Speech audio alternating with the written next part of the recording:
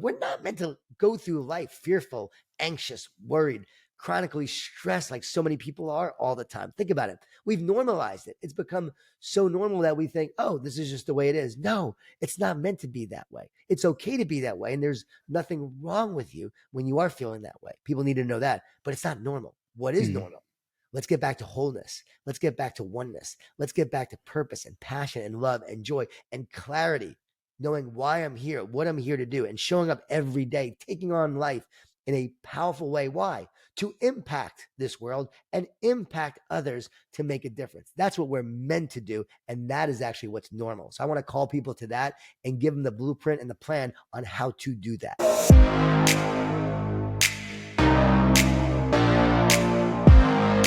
Jon Gordon is a husband, father, and author. His best-selling books and talks have inspired millions of readers and audiences around the world. He is the author of the timeless classic, The Energy Bus, The Carpenter, Training Camp, The Power of Positive Leadership, The Power of a Positive Team, and his latest, The One Truth. When he's not running through airports or speaking to businesses or hospitals or schools, you can find him playing pickleball or taking long walks, which are when he gets most of his ideas. Jon believes in keeping his bio short because his past accomplishments are meaningless. What matters most is that he says something today that will inspire you to take action tomorrow. Ladies and gentlemen, it is my honor to present to you Jon Gordon. Jon, I like to kick things off by going back a bit. Like, where did you grow up and what was childhood like for you? I grew up in Long Island, New York, a place called Smithtown, Suffolk County, straight out of Suffolk. Okay. And my dad was a New York City police officer, undercover narcotics. Wow. And so, yeah, he was shot a few times. He wasn't a very positive guy, but he was a very loving guy, like one of the most loving dads on the planet, a great guy, but also one of the most negative guys on the planet because he saw the world as out to get you because he was fighting the drug cartels in the streets of New York every day, seeing the worst of humanity. Wow. And then he'd come home. And so much so that when he retired, he really had to go through therapy and like almost like get back to normal civilian life. And he and my mom, I remember they were fighting a lot. And I remember asking if they're going to get divorced. And my mom said, when you have love, you find a way to work things out. And that's what we're doing. So I'll never forget that. They stayed together. Dad passed away about 6 years ago. Mom passed away years ago when she was 59, almost about 17 years ago now. Wow. And so, neither of my parents were involved in my life, but think about them often. And they gave me a great childhood, really focusing a lot on sports, education, went to school, did my schoolwork, played a lot of sports, very active in that way, and competed with the neighbors all the time in all the sports. It was sort of like Lord of the Flies, though. We were left unsupervised, and it was a battle in my neighborhood. You had to fight a lot. So I definitely had to learn how to fight. Oh man, it was like, back in the day when the street lights turned on, that was time to go home. Yes. Yep. It was back in the day. We were just all out there. Our parents knew we were out there doing whatever it was we were doing. Yeah. And it was wild. Way different times back then. I would not let my 13 and 10-year-old go out and do what I did back as kids. But so fun. Well, I want to get right into your book, The One Truth, Elevate Your Mind, Unlock Your Power, Heal Your Soul. This drops on June 27th, if I'm correct there.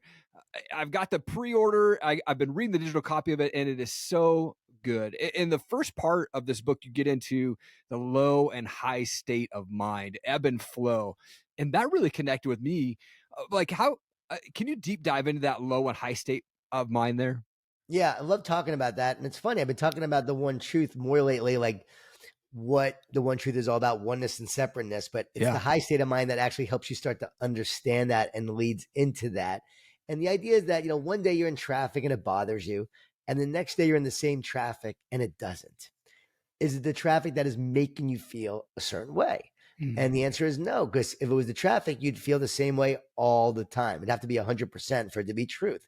So it's not the traffic. Well, we also have events in our life, like even the pandemic. Some people thrived during the pandemic and other people really struggle with their mental health during the pandemic. Yeah. We often blame the pandemic, but was it really the pandemic? No, because it's never the circumstance. It's never the event. It's always our state of mind. And when your state of mind is low and the circumstance happens, it really bothers you and you get affected by it. When your state of mind is high, same circumstance happens, but you rise above it. Doesn't even faze you. You move forward.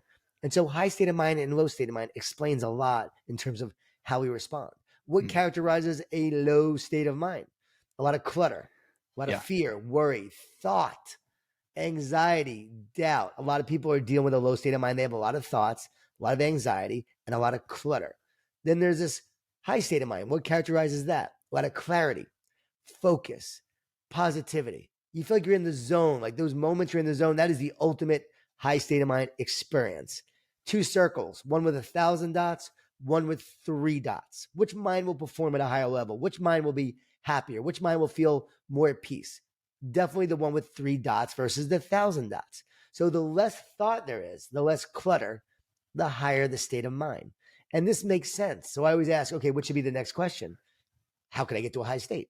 Right. And that's what the book is all about. How do I get to a high state of mind instead of a low state of mind? How do I make sure those negative thoughts don't bring me down and cause a low state of mind? How can I uplift my mindset and elevate my mind to have a higher state of mind? And this really, as you know, Erik, it's like it's next level teaching. It sounds so simple as you're reading the book. It's almost like, as I said, you're like remembering. Yeah. And I'm saying it in a way that makes so much sense that you just go, yeah, of course, I get it. Yeah, that makes so much sense. But it's almost like you've heard it before, but you really haven't. And then it reveals the truth to you. And then you start seeing things so clearly. Like you'll look back on your life and go, man, I was in a low state of mind in that moment. Then I was in a high state of mind in that moment. Yeah, I thrived in that moment. And it helps you recognize what you were like at those times. And then going forward, how can I be and get into a more high state of mind to take on the challenges of life? Man, that's so good. I even as you were saying that, and as I was reading the book, as I look back on my life, I spent about 10 years just lost in what I would call the world, where it was drug addictions, and I was in jail at 18, bankrupt at Wow. 21, and just lost. And that was definitely one of those low points, and I came from a crazy childhood, so broken home and all that. So I like to put that blame on there in my early 20s, like, oh, it's because of my circumstances, and Yep. but now being 43 and reading this book, man, it was just so eye-opening on those high state of minds that I need to be at there. Where do negative thoughts come from, though? Well, first, let's go to a thing for a second in terms of a wound. Like when you're a kid and you have these traumas and experiences from these broken homes, like my wife did. And again, we all have our own traumas. We all have our own things that happen when we were kids that we experience. Some are worse than others, but we all have a little bit of a wound or wounds that have happened to us. And those wounds reveal like the healing that needs to take place. But the point is, it's not the circumstance that is the cause of the wound. Well, let me say, like the wound happened, but any circumstance could have caused the wound. Right. That's the point. And how deep that wound is not always the result of the circumstance, because some people have something really bad happen, and you know what? They're able to just move past it, overcome, heal it pretty quickly. Other people, it's really hard to heal. The wound is really deep, and it's really a tough time in their life to get through it and to overcome it, or as they say in trauma therapy, move through it. So the circumstance is going to happen, but everybody has wounds from various circumstances in their life. So the important thing is, let's not focus on the circumstance. Let's focus on the wound that needs to be healed and empowering ourselves in that. But when you do have a wound, it gets infected from negative thoughts. Negative thoughts will infect the wound that you have, and they often like come out of the wound that you're experiencing. Maybe you don't feel validated. Maybe you don't feel loved. You don't feel worthy. You don't feel like you belong. All of those things come from a wound. And those negative thoughts come in and exacerbate that. And they make you feel worse and worse and worse. So I often say, like, do your negative thoughts come from you? I ask people that and they'll say, yeah, of course, they're in my head. But the next question is, who would ever choose to have a negative thought? Right. Like, would you ever choose a negative thought? Would you ever choose a thought that says you don't have it today? The future's hopeless. You're not going to make it. You're not smart enough, pretty enough, handsome enough. You're not powerful enough. You're not going to overcome this health diagnosis. Your relationship isn't going to improve. Would you ever choose those thoughts? And the question is, no, you wouldn't choose those thoughts. When you're dreaming, having a nightmare, are you choosing those thoughts? No. No one has ever found a thought inside of a brain. I've asked neuroscientists and they agree. Thoughts are always coming in. So they come in from consciousness, from a spiritual place. There's the internet cloud of consciousness where thoughts reside, exist. There's like this field. And the brain is the hardware. It's where the activation happens. So many scientists are looking for thoughts inside of the brain. They think the brain creates the thought. No, the thought activates within the brain that allows you to experience the thought. So right now, our brain is firing synapses that's allowing us to make sense of this conversation, sounds, wavelengths, frequencies, vibrations. The brain is actually an antenna. And so we're always tuning into positive and negative thoughts. So the thought exists in the mind and the soul, and it's activated in the brain, if that makes sense. Yep. People need to understand, like, we are spirit, right? Because the body turns to dust when you die. Right. Having parents that have passed away, isn't it strange that one day they're here and the next day they're gone? Like, where'd they go? Yeah. One day you're here and the next day you're gone. Like, bye. Like, where did you go? And you got to remember the temporary nature of this reality. So we get this spirit that we are, spirit, in spirit. We all hear spirit all the time. We think about spirit. We talk about spirit. Then there's a soul. That soul is your spiritual DNA. It's your uniqueness. It makes you who you are. So Erik, you have a soul. I have a soul. It makes me who I am. It makes you who you are. And that is unique to you. So we have the spirit and this soul. And part of the soul is the mind and the spiritual heart that we have. So we have the mind, spirit, soul, and heart. And so every day we're living that reality through the expression of that. And the brain and the body, we're interacting with that. But what is the body and the brain? But just energy, an energetic structure, right? An energetic frequency. We are more light beings than physical beings. So at every moment, we're having these thoughts, both good and bad. And those thoughts are either bringing us down, lowering our state of mind, or uplifting us and raising our state of mind. And once you understand that and understand the one truth, that as you move from oneness to separateness, what happens is you move from positive to negative. So the more we move towards separateness, we feel more negative. We feel more anxious. We feel more cluttered and stressed. When we feel one, connected, we feel joy, power, peace, and love. And the funny thing is, someone came to me and said, I'm struggling with all these things and I got all these thoughts and I feel really negative at times. I said, you probably feel really far away from God. You don't feel connected to the creator to experience that oneness, because there's scripture that says nothing could separate you from the love of God. You're meant to be connected to God, connected to your creator, connected to that love. The person said, yeah, how'd you know? I said, well, if you were connected to God, you wouldn't be experiencing those thoughts or having those feelings. You would feel joy and peace and love and purpose. And we've had moments where we felt that way. And we've also had moments where we feel very disconnected and disengaged and cluttered and fearful and anxious. And the root for the Greek word of anxious means to separate and divide. So when you feel anxious, you actually feel separate and divided. So this explains everything once you understand the thought process behind it. So thoughts are coming in and they will either weaken you or make you feel powerful. They will separate you or help unite and connect you. And it all resides in the mind, the battlefield of the mind, and the brain is sort of where it's all happening and the thoughts are being processed, if that makes sense. Yeah. Oh gosh. And it's pretty deep. It is deep, and it's good though. And I mean, for those people that are feeling like they're not connected, they're powerless, they're feeling weak, like how do they find that connection and start to get into that oneness sort of mindset? Well, there's an acronym that I think is really helpful. Talk about it in the book, T.U.N.E, T-U-N-E. And so again, we're going towards a negative frequency or a positive frequency. We are tuning into one of those main frequencies.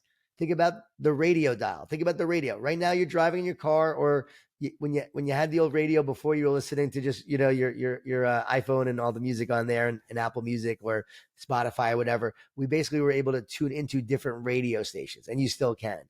The messages are being broadcasted all the time, but you are only tuning into and hearing the radio that your dial matches. Well, in the same way, whatever thoughts we are tuning into, right, are being done by the frequency that we're tuning into. So what is the frequency that you're tuning into is based on the frequency that your brain, that your antenna, that your mind is operating in. So if you're always listening and tuning into negative thoughts, then you will tune into a lower frequency. It will become your habitual way of thinking. Well, you got to start tuning into more positive thoughts, into a higher frequency. And how do we do that? Trust and truth is the T. Trust and truth. Trust and speak truth to the lies every time those negative thoughts come in, because negative thoughts are lies that will tell you things about yourself and your future that just aren't true. So trust and truth. Speak truth to the lies. You unite with God, or unite with love. When you unite with God, you're uniting with love because God is love. Fear divides, love unites. So anytime you start to feel fearful and fear is trying to divide and separate you, focus on the love that casts out fear. And love is more powerful than fear. So focus on the love. Then there's that N, neutralize the negativity. And I go into more explanation in the book on this. So make sure you read the book. We even have like this action plan with T.U.N.E that you can implement and start doing every day. I wrote it so people could actually start to tune their mind. And I want scientists to study this. I want them to study what happens when people do this every single day over time. What's happening to their brains? What's happening to their souls? What's happening to their health? I guarantee we're going to see major changes in the energetic structure of the brain and the synapses and the health of the brain by actually tuning into more positive thoughts, because positive thoughts actually uplift the mind and then heal the brain. Negative thoughts actually weaken the mind. It actually de-elevates and creates discouragement, distractions, division, separation, clutter, and all the things that affect the brain. I guarantee we'll find over time, I really believe the negative thoughts affect the antenna of your brain in a negative way. So the more we're doing that, the more we find health and wholeness. So that's T-U-N, neutralize the negativity. When those negative thoughts come in, you got to stop. And you got to say, no, I'm not listening to that. And I'm going to speak truth to that. Stop believing the lies those negative thoughts are telling. Think about it. Just because you have a negative thought doesn't mean you have to believe it. Don't believe the lies. Speak truth to the lies. And there's power in that truth. There's power in walking with those words of encouragement, words of life, versus the thoughts that are always trying to bring you down, accuse you, distract you, demean you, deceive you, and ultimately cause your demise. We got to make sure we're tuning into the positive. I'm thinking about right now, as I'm saying that, this young 16-year-old who was suicidal, was in the ER 2 nights before. I went to go meet with him because I knew his mom. And I started teaching him this. And I started to tell him about negative thoughts, and they're not coming from him. And I said, do you have a lot of thoughts in your head? He said, oh, so many. I said, do they bombard you a lot? Do they accuse you? He goes, all the time. They are constantly negative to me. They always tell me what I'm not.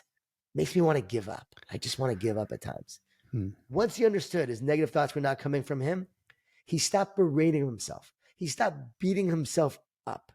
He stopped having shame and guilt for the negative thoughts that were in their head. Think about it. When you have all these negative thoughts, you think something's wrong with you. You think you're broken. So you actually start to defeat yourself as a result of these negative thoughts. Once he understood this and understood he wasn't broken, that he's whole.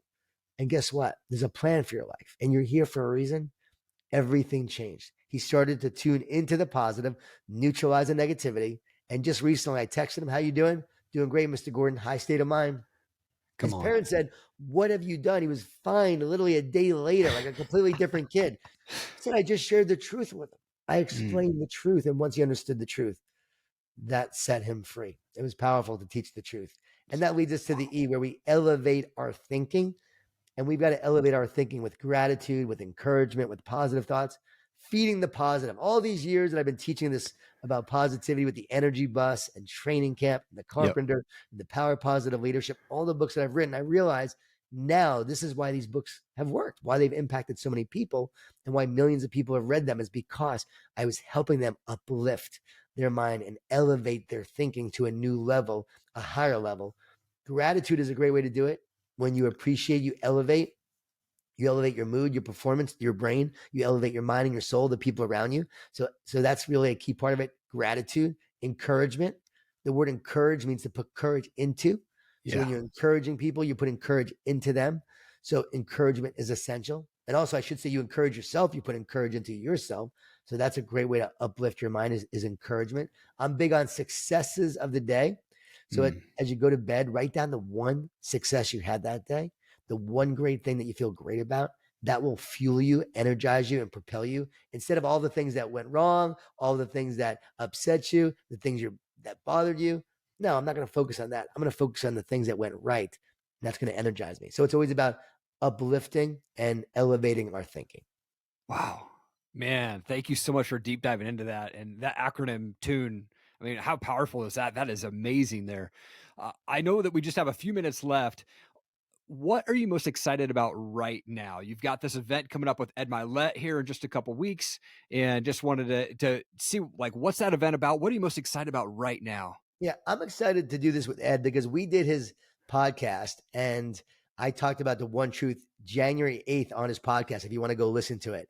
And it was like the first time I ever talked about it publicly in that way on his podcast. And he was asking some great questions. We had such a dynamic, incredible conversation. I still get people to stop me and say, wow, I heard you on Mylett's podcast and how powerful it was. It was. And we really talked about a lot of these principles that you and I just talked about, but it was more in a maybe a little more philosophical way. But the response was incredible. So we decided to have one more conversation about it. And so he and I are going to talk about it. We're doing a free webinar, and it's June 26th. And so I'm excited for people to join us for that. We have several thousand people already that are already signed up to do it. It's going to be live. So Ed and I live, having one more conversation. He wrote the book, The Power of One More. Yep. And we're having one more conversation about the one truth and principles. And we're going to talk about things that we haven't talked about before. So it's going to be exciting. I'm also doing a day with event with Patrick Lencioni, who wrote The 5 Dysfunctions of a Team and other books. Yep. And we're doing that November 2nd in Dallas. Only 75 top leaders from around the country. And it's an application people have to apply to get in, but it's going to be an incredible event. And we've already had 50 people. So we only got 25 spots left. Wow. And it's November 2nd. So that's going to be incredible. And Patrick and I are doing that. So I'm really excited about those two things. And most importantly, just this book coming out. And I appreciate you having me on, Erik. This is awesome being on your podcast and being able to talk about this book and share this message. Like, I've never been more fired up and passionate about a book. I've written a lot, 28. This is my 28th, but I've never been more passionate because this is the book I know that explains everything and will help so many people in what they're dealing with, their mental health. It's like everyone who's read it said, this is the book that's the answer to what we're going through right now as a country, as a world, as a team, as a family, as an individual. Everyone's struggling, but they have no idea why, and they don't understand what's happening. And this exposes it all. It basically lifts the veil, allows you to see things so clearly about what's happening. And now you can step forward with power. Man, live life with purpose, live with joy, live with love, live the life that you were meant to live. We're not meant to go through life fearful, anxious, worried, chronically stressed like so many people are all the time. Think about it. We've normalized it. It's become so normal that we think, oh, this is just the way it is. No, it's not meant to be that way. It's okay to be that way. And there's nothing wrong with you when you are feeling that way. People need to know that, but it's not normal. What is normal? Let's get back to wholeness. Let's get back to oneness. Let's get back to purpose and passion and love and joy and clarity, knowing why I'm here, what I'm here to do, and showing up every day, taking on life in a powerful way. Why? To impact this world and impact others to make a difference. That's what we're meant to do. And that is actually what's normal. So I want to call people to that and give them the blueprint and the plan on how to do that. Wow. Come on. I just got chills, man. Jon, I'm so excited for this event for you with you and Ed. And I'm excited about this book, The One Truth. People need to go buy it. I've been reading it. It's an amazing book. You're an absolute world changer, man. Thank you for your time today. I really appreciate it. Erik, appreciate you. Thank you so much for checking out the show today. I really appreciate it. I hope that my guest was able to bring you some amazing wisdom and knowledge to help you continue to fight for your goals, your dreams, and your purpose. If you could do me one big favor and just hit that subscribe button, I would so appreciate it. Thank you so much for your time. Keep changing the world. I believe in you. Have an amazing day.